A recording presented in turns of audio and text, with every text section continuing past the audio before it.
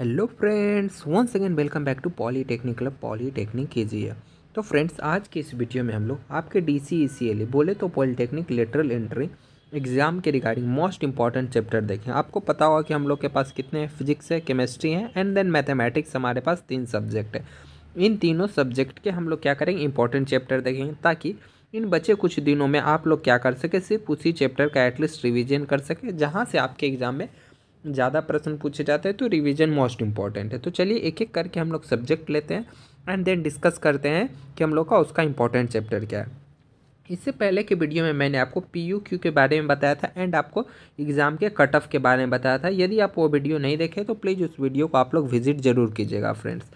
तो चलिए सबसे पहले हम लोग देखते हैं फिजिक्स के इंपॉर्टेंट प्रश्न को। तो फिजिक्स के इंपॉर्टेंट प्रश्न नहीं, सॉरी, मतलब फिजिक्स के इंपॉर्टेंट चैप्टर। तो सबसे ऊपर आपका इलेक्ट्रोस्टैटिक्स आता है। इलेक्ट्रोस्टैटिक्स यहाँ से आपके एग्जाम में न्यूमेरिकल बनते हैं एंड देन सेकेंड चैप्टर आता है करंट इलेक्ट्रिसिटी। यहाँ से आपके थ्योरी एंड न्यूमेरिकल बेस्ड बहुत सारे क्वेश्चन बनते हैं और यह दोनों चैप्टर मैंने आपको वन शॉट में क्लियर कराया है एंड स्पेशली इसका MCQ भी कराया है। तो इन दोनों चैप्टर को आपको क्या करना है, अच्छे से प्रिपेयर करके रखना है। एंड इससे जो न्यूमेरिकल बनता है ना इलेक्ट्रोस्टैटिक्स से, मैंने आपको न्यूमेरिकल कराया हूँ एंड करंट इलेक्ट्रिसिटी का कराया हूँ। एक और न्यूमेरिकल का वीडियो कल आपको देखने को मिलेगा। एंड थर्ड नंबर पे आप इलेक्ट्रोमैग्नेटिक इंडक्शन रख सकते हैं। इससे न्यूमेरिकल कम आता है, बस थ्योरी बेस्ड 3-4 क्वेश्चन आपसे पूछे जाएंगे। And modern physics, modern physics most important है। यदि आप यूनिट 1 एंड 2 करते हैं ना एंड देन आप मॉडर्न फिजिक्स को कंप्लीट कर लेते हैं तो आपके लिए बहुत ईजी होगा। अब आप बोलेंगे मॉडर्न फिजिक्स में तो बहुत सारे आ जाते हैं चैप्टर्स। तो जी हाँ, मॉडर्न फिजिक्स में ज़्यादा चैप्टर है बट यहाँ से क्वेश्चन भी आपके एग्जाम में बहुत ज़्यादा देखने को मिलेंगे फ्रेंड्स।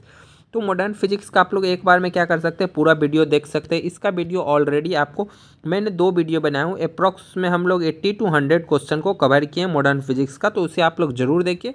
एंड मॉडर्न फिजिक्स में भी अगर मैं आपको बता दूं इंपॉर्टेंट चैप्टर क्या है, यदि आप पूछना चाहेंगे तो मॉडर्न फिजिक्स में सबसे पहले आपका क्या आ जाएगा, ऑप्टिक्स। यहाँ से most important question numerical and बोले तो आपका यहाँ से क्या क्वेश्चन रहेगा, न्यूमेरिकल तो पूछा ही जाएगा एंड साथ साथ आपका यहाँ से थ्योरी बेस्ड बहुत सारे क्वेश्चन बनते हैं। टोटल इंटरनल रिफ्लेक्शन क्या है, रिफ्लेक्शन इमेज कहाँ बनेगा, इमेज डिस्टेंस, वस्तु की दूरी मतलब लेंस से कितना दूरी पे है, वस्तु को मतलब आभासी बनेगा, सीधा बनेगा, उल्टा बनेगा, ये क्वेश्चन पूछे जाते हैं। ऑलरेडी मैंने आपको कराया हूँ। इलेक्ट्रॉनिक डिवाइसेस, इसमें यहाँ पे आप सेमीकंडक्टर ऐड कीजिएगा। इलेक्ट्रॉनिक्स डिवाइसेस में ही सेमीकंडक्टर आते हैं, ये दोनों मोस्ट इंपॉर्टेंट है। देन आपका आ जाता है कम्युनिकेशन सिस्टम। ऑलरेडी ये तीनों हम लोग कवर कर चुके हैं, अलग अलग भी कराया हूँ और एक बार में मॉडर्न फिजिक्स का कंप्लीट भी कराया हूँ।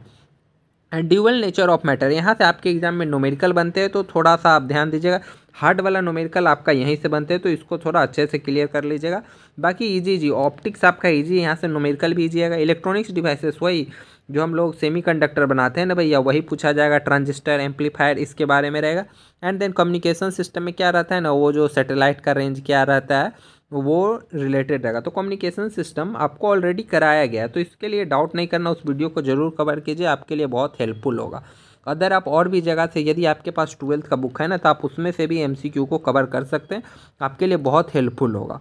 तो आप वहाँ से भी कवर कर सकते हैं, ये मोस्ट इंपॉर्टेंट है। तो अभी तक हम लोगों ने फिजिक्स का देख लिया एंड देन हम लोग केमिस्ट्री चलते हैं एंड देन उसके बाद मैथमेटिक्स पे चलेंगे। केमिस्ट्री में सॉलिड स्टेट को आप कंसीडर कर सकते हैं क्योंकि सॉलिड स्टेट से कुछ क्वेश्चन रहते हैं। एंड न्यूमेरिकल क्वेश्चन की बात करें तो वो आपको सॉल्यूशन से देखने को मिलेगा। सॉलिड स्टेट से आपका न्यूमेरिकल नहीं आएगा, यहाँ से थ्योरी बेस्ड क्वेश्चन आएंगे एंड सॉल्यूशन से आपको मोललता, मोलैलिटी ये निकालना, मतलब मोल निकालने के बारे में है कि इसका मोल निकालिए। तो यहाँ से न्यूमेरिकल एक ये बनते हैं एंड जो हमारा कुछ लॉ, हेनरी लॉस था, रॉल्ट लॉ था, तो उससे रिलेटेड आपका थ्योरी क्वेश्चन बनते हैं। And unit two most important, ये यूनिट मैंने आपको ऑलरेडी कवर कराया हूँ वन शॉट में। इसमें क्या रहता है ना कि मेटल का एक्सट्रैक्शन हम लोग कैसे करते हैं, general principle and process of isolation of element. यानी मेटल तो ज़मीन में रहता है, उसको हम लोग कैसे निकालते हैं, तो उसके प्रोसेस के बारे में आपसे एग्जाम में पूछा जाएगा कि इसका अयस्क का नाम बताएं। जो अयस्क वाला मैंने आपको कराया था ना, वही वाला चैप्टर है कि इसका अयस्क का नाम बताएं, कौन सा अयस्क है जिससे हम लोग करते हैं, इसका प्रोसेस क्या है, कौन से प्रोसेस से निकालते हैं, जिसमें हम लोग फोर्थ फ्लोटेशन मेथड वाला बताए थे कि आपको बहुत बार क्वेश्चन पूछा गया। तो इससे बहुत क्वेश्चन है, इसका वेटेज भी बहुत है। एंड देन उसके जस्ट बाद हमारा आ जाता है P block, D block, F block. ये भी मैंने ऑलरेडी आपको सेपरेट 2 वीडियो में कराया था। इसमें क्या रहेगा ना, पूछेगा कि ये जो एलिमेंट है इसका मतलब इलेक्ट्रोनेगेटिविटी किस में ज़्यादा है, किस में कम है। तो इस टाइप का क्वेश्चन आपका P block, D block and F block से बनते हैं, यहाँ देखिएगा। और एक चीज़ यहाँ पे ना इस वाले से ऑक्सीकरण संख्या आपसे निकालना पूछेगा, बोले तो ऑक्सीडेशन स्टेट उसका पूछेगा ना। तो इसके लिए तो मैंने आपको ऑलरेडी वीडियो कराया, उसको जाके आप देखिए, क्योंकि आपसे ऑक्सीडेशन स्टेट निकालना पूछेगा ही। एंड एक और चीज़, कभी कभी कोऑर्डिनेशन नंबर भी पूछता है, तो कोऑर्डिनेशन नंबर भी आपको ऑलरेडी बताया गया, तो उसको क्लियर कीजिएगा। एंड देन उसके बाद हम लोग आते हैं ऑर्गेनिक केमिस्ट्री। ऑर्गेनिक केमिस्ट्री क्या है? ऑर्गेनिक केमिस्ट्री वैसे तो बहुत बहुत हार्ड होता है, बट ना क्या है, आपको ऑर्गेनिक केमिस्ट्री में उतना ये डीप लेके नहीं जाता आपका ये एग्जाम। ऑर्गेनिक केमिस्ट्री में इजी लेवल पे ही रहता है। आप किसी से भी मतलब कोई आपके सीनियर होंगे ना, आप पूछ सकते हैं, ऑर्गेनिक केमिस्ट्री में उतना हार्ड में नहीं जाता है। तो ऑर्गेनिक केमिस्ट्री में आपको क्या करना है, अल्कोहल हो गया, फिनॉल हो गया, ईथर हो गया, एल्डिहाइड हो गया, कीटोन हो गया एंड कार्बोक्सिलिक एसिड हो गया। इसके IUPAC नाम ऑलरेडी मैंने आपको बताया हूँ कि IUPAC नाम कैसे करते हैं, तो IUPAC नाम लिखना जान लीजिए। एंड जैसे CHO, इसका क्या यूज है, जैसे हम लोग विनेगर में डालते हैं, जैसे मतलब खाने पीने वाला में हम लोग कुछ कुछ एसिड यूज करते हैं, कुछ एसिड से क्या क्या चीज़ बनता है, फिनॉल का उपयोग कहाँ करते हैं, अल्कोहल कौन सा अल्कोहल पीने के लिए उपयोग किया जाता है, जो दारू मदिरा का सेवन करते हैं वहाँ पे कौन सा अल्कोहल रहता है, ये एल्डिहाइड का क्या है, एल्डिहाइड को हम लोग कैसे पहचानेंगे, कार्बोक्सिलिक एसिड को कैसे पहचानते हैं, अल्कोहल को कैसे पहचानते हैं। अल्कोहल भी बहुत टाइप के होते हैं ना, मैंने बोला पीने वाला, कोई पीने वाला नहीं रहता, कोई जहरीला रहता है, तो उसको कैसे अलग अलग पहचानते हैं, तो ऑलरेडी मैंने आपको बताया, तो इसको थोड़ा कर लीजिए क्योंकि वो यहाँ से क्वेश्चन पूछेंगे। एंड फिफ्थ यूनिट लास्ट है, most important, biomolecules polymer chemistry in everyday life. ये ऑलरेडी हम लोग कवर कर चुके हैं, तो इसे आप लोग अच्छे से क्लियर कर लीजिएगा। और अभी जस्ट इस वीडियो के एंड होने के बाद हम लोग तुरंत लाइव आके क्या करेंगे, बायोमोलिक्यूल्स एंड पॉलीमर को वन शॉट में क्लियर करेंगे, इसके PYQ देखेंगे एंड देन इसके सब्जेक्टिव नोट्स को भी एक ही वीडियो में हम लोग कंप्लीट करने वाले हैं। तो चैनल सब्सक्राइब कीजिए, अभी भी आपको मोस्ट इंपॉर्टेंट वीडियो मिलेगी। जितने भी इंपॉर्टेंट चैप्टर हैं ना फ्रेंड्स, मैं डेफिनेटली आपको कवर करूँगा, ये मैंने आपको पहले भी बोला था, तो और अभी भी बोल रहा हूँ, ऑलरेडी इसमें कवर कर चुका हूँ। ये 2 कर दिए हैं हम लोग, 3 भी कर चुके हैं, 4 भी कर चुके हैं, 5 का हाफ किया हुआ, आज 5 भी कंप्लीट कर देंगे। देन हम लोग यूनिट 1 को भी कंप्लीट कर देंगे, आप टेंशन मत लीजिए फ्रेंड्स। एंड मैंने फिजिक्स का भी ऑलरेडी कर चुका हूँ। एंड देन हम लोग आते हैं मैथमेटिक्स। मैथमेटिक्स में आपका कौन सा इंपॉर्टेंट चैप्टर हो जाता है, तो एलजेब्रा। एलजेब्रा बोलने मतलब आप बोलिए क्या सर, आप तो पूरा एक बार में एलजेब्रा बोल दिए। तो हाँ फ्रेंड्स, थोड़ा ध्यान दीजिएगा, ज़्यादा नहीं। एलजेब्रा में आपको क्या ध्यान देना है ना, मैं यहाँ पर लिख देता हूँ। आपको ध्यान देना है set and relation and function, ठीक है। यहाँ से क्वेश्चन रहेगा एंड देन इन्वर्स ट्रिग्नोमेट्री, बस यही 3 है। आप लोग क्या कीजिए ना, इन्वर्स ट्रिग्नोमेट्री को अच्छा से करके रखिए, ठीक है, क्योंकि ये जो इन्वर्स ट्रिग्नोमेट्री का फॉर्मूला है ये आपका कैलकुलस में काम आने वाला है। तो इसको आप अच्छा करिएगा तो ऑटोमेटिक आपको बेनिफिट कैलकुलस में होगा। और यदि सेट एंड रिलेशन फंक्शन का आपको बेसिक क्लियर है, जैसे बोले तो ये कौन सा टाइप का रिलेशन हो गया, सिमेट्रिक रिलेशन हो गया, ट्रांजिटिव रिलेशन हो गया, तो वो आपका क्लियर होना चाहिए। दूसरा, आपसे एफ इन्वर्स एक्स बोले तो फंक्शन का ये निकालने के लिए बोला जाएगा इन्वर्स, तो उससे एक क्वेश्चन रहता है, आप ज़्यादा नहीं जाइए, बट रिलेशन एंड फंक्शन आपका अच्छा है ना, तो ये अच्छा जाएगा। एंड देन आपको मेहनत करना है, कहाँ पे करना है, तो इन्वर्स ट्रिग्नोमेट्री का फॉर्मूला रट के रखना है।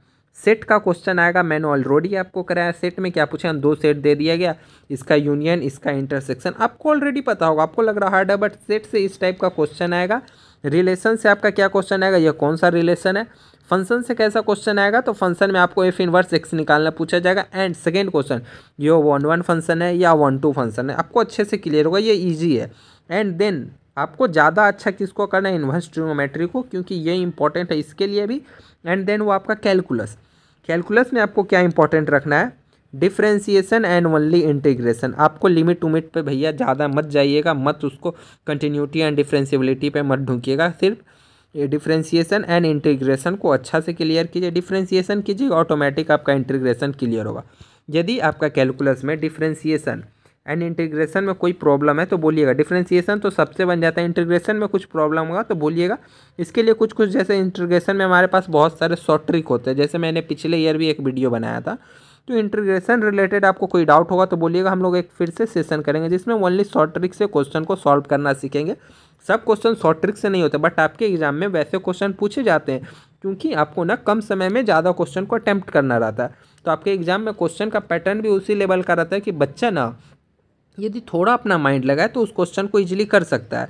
तो इंटीग्रेशन को आप लोग अच्छा से फॉलोअप कर लीजिए, आपको पता है तो अच्छी बात है। बस इसको थोड़ा फार्मूला को बूस्ट करते रहिए, तो आपके एग्जाम में क्या रहेगा ना, आप बूस्ट रहिएगा तो वहाँ भी एग्जाम में जल्दी जल्दी सॉल्व कीजिएगा। एंड देन मोस्ट इंपॉर्टेंट, इसे कोई उतना ज़्यादा ध्यान नहीं देते बट आप ध्यान दीजिएगा, वेक्टर एंड 3D में आपको क्या पूछेगा ना, distance from point, distance from plane पूछेगा, ये ज़्यादा जरूरी आ जाता है। एंड वेक्टर में क्या रहेगा ना, दो वेक्टर ए डॉट बी और ए क्रॉस बी, यहाँ से वेक्टर में एंगल निकालना बहुत पूछता है। और एक चीज़ हमसे छूट गया, सॉरी चाहूँगा, एलजेब्रा में हम लोगों ने मैट्रिक्स ऑन डिटर्मिनेंट को भूल गया, ये मोस्ट इंपॉर्टेंट है, उससे आपने ध्यान देना है। Matrix and determinant and inverse trigonometry, relation function आपका अच्छा है तो ये बहुत अच्छी बात है। एंड सेट, इससे कम क्वेश्चन आते हैं बट एग्जाम में दो क्वेश्चन तीनों से रहेंगे, 2 से 3, तो इस पे ज़्यादा फोकस नहीं करना है क्योंकि ज़्यादा नहीं है, लेकिन मैट्रिक्स डिटर्मिनेंट से क्वेश्चन आएगा एंड इनवर्स ट्रिग्नोमेट्री, इससे ज़्यादा क्वेश्चन आएगा। अगर आपका ये बढ़िया है ना तो कोई बात नहीं, बहुत अच्छा भैया, आप जय आपका क्वेश्चन ज़्यादा सॉल्व होगा।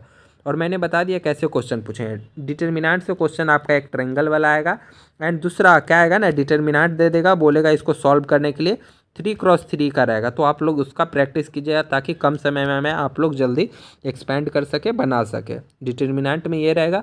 मैट्रिक्स में क्या क्वेश्चन रहेगा, तो मैट्रिक्स से ज़्यादा क्वेश्चन तो नहीं, मैट्रिक्स में आपका क्या क्वेश्चन रहेगा, ए इन्वर्स निकालने के लिए। आपको इन्वर्स निकालने का मैंने शॉर्ट ट्रिक ऑलरेडी बताया हूँ मैट्रिक्स का 1 शॉट में, तो आपको वहाँ से इन्वर्स निकालना पूछता है।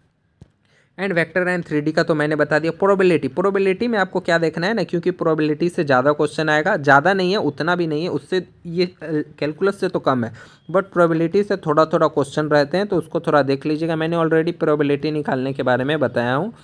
एंड प्रोबेबिलिटी कर रहा है, अगर आपको समय मिलेगा ना तो LPP कर लीजिएगा, इससे क्वेश्चन आपका रहेगा लीनियर प्रोग्रामिंग प्रॉब्लम वाला, तो इसको कर लीजिएगा तो आपके लिए काफ़ी अच्छा होगा। अभी तक हम लोगों ने फिजिक्स देखा, केमिस्ट्री देखा, मैथमेटिक्स देखा, कुछ भी डाउट हो रहा है, यदि आप कुछ दूसरा टॉपिक के बारे में वीडियो चाह रहे हैं ज़रूर कमेंट कीजिएगा। कुछ दिन बाकी है तो अभी ये प्रिपेयर हो जाइए और कुछ दिन बस अच्छे से पढ़ लीजिए, क्योंकि आप बहुत महंगा फॉर्म भरे, इसका फॉर्म बहुत कीमती भरा जाता है, तो प्लीज़ अच्छा से पढ़ लीजिए, एग्ज़ाम पास कीजिए, अच्छे कॉलेज में एडमिशन लीजिए, तो काफ़ी अच्छा लगेगा आपको भी, आपके पेरेंट्स को भी, ताकि फील आएगा आपने कुछ किया है। और ये हमारी कुछ प्रीवियस वीडियो, जैसे हम लोगों ने सेट को ऑलरेडी 3 मॉडल सेट किया, तो उससे आप लोग ज़रूर देखें। ये टॉप 50 क्वेश्चन का सीरीज चल रहा है, जल्द ही आपको मैथमेटिक्स का सीरीज भी आपको देखने को मिलेगा, कल सुबह तक मिल जाएगा। एंड देन हम लोग क्या कर रहे हैं, चैप्टर वाइज भी कर रहे हैं, उससे आप लोग देख सकते हैं। तो ये हमारी कुछ प्रीवियस वीडियो आप नहीं देखे तो प्लीज़ देख लीजिए, और हमारे साथ फ्रेंड्स बने रहने के लिए आपका बहुत धन्यवाद। एक रिक्वेस्ट आप लोगों से, वीडियो को प्लीज़ लाइक कीजिए, अपने दोस्तों के साथ भी शेयर कीजिए। एंड हमारे साथ बने रहने के लिए पुनः आपका बहुत धन्यवाद। मिलते हैं जल्दी हम लोग अगले वीडियो में, तब तक के लिए bye bye, take care and जय हिंद फ्रेंड्स।